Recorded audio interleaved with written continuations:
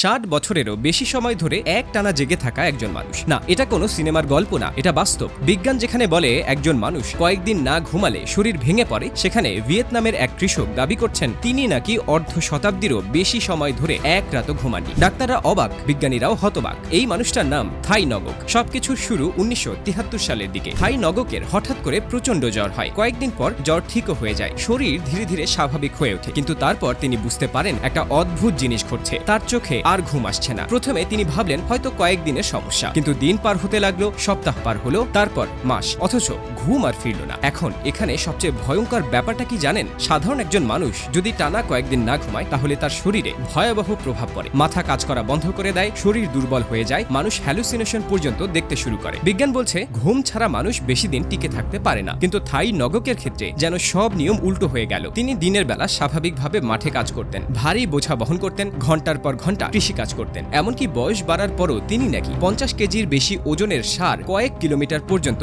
বহন করতে পারতেন। এখন প্রশ্ন হলো, একজন মানুষ যদি সত্যি না ঘুমিয়ে থাকেন, তাহলে তিনি এত শক্তি পান কোথা থেকে? এই প্রশ্নের উত্তর খুঁজতেই ডাক্তার আর সাংবাদিকরা তার বাড়িতে ছুটে যান। অনেক রিপোর্ট অনুযায়ী তাকে পর্যবেক্ষণও করা হয়েছিল। বিভিন্ন টিভি চ্যানেল কয়েকদিন ধরে ক্যামেরা বসিয়ে দেখার চেষ্টা করেছিল তিনি সত্যি ঘুমান কিনা। কিন্তু আশ্চর্যের বিষয় হলো, কেউ তাকে স্বাভাবিকভাবে ঘুমাতে দেখেননি। এমনকি থাই নগক নিজেও বলেছিলেন তিনি বহুবার ঘুমানোর চেষ্টা করেছেন, ঘুমের ওষুধ খেয়েছেন, স্থানীয় ভেষজ চিকিৎসাও নিয়েছেন, কিন্তু কিছুতেই কাজ হয়নি। এখানে একটা বিষয় খুব গুরুত্বপূর্ণ। ইন্টারনেটে অনেক জায়গায় বলা হয় তিনি 62 বছর 1 সেকেন্ডও ঘুমাননি, কিন্তু বাস্তবে বিজ্ঞানীরা এখনো এটা নিশ্চিতভাবে প্রমাণ করতে পারেননি। কারণ মানুষের মস্তিষ্ক কখনো কখনো খুব অল্প সময়ের জন্য মাইক্রোস্লিপ বা ক্ষণিকের বিশ্রামে চলে যেতে পারে, যেটা মানুষ নিজেই বুঝতে পারে না। কিছু ডাক্তার মনে করেন এটা হয়তো ভয়াবহ ধরনের দীর্ঘমেয়াদী ইনসমনিয়া। আবার কেউ কেউ ধারণা করেন ভিয়েতনাম যুদ্ধের সময়কার মানসিক চাপ বা ট্রমার কারণেও এমনটা হতে পারে। কিন্তু থাই নগকের গল্প এখানেই শেষ না। 2023 সালে জনপ্রিয় ট্রাভেল ইউটিউবার ড্রিউ বিন্সকি তার সাথে পুরো